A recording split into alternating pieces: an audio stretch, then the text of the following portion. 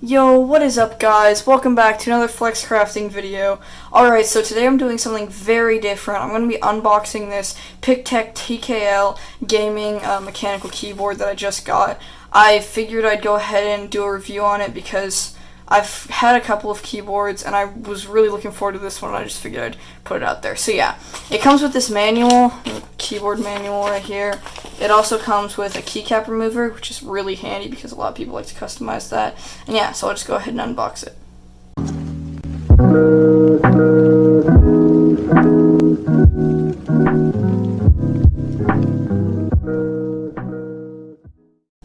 These are some of the lighting modes and I'll just go through them one by one.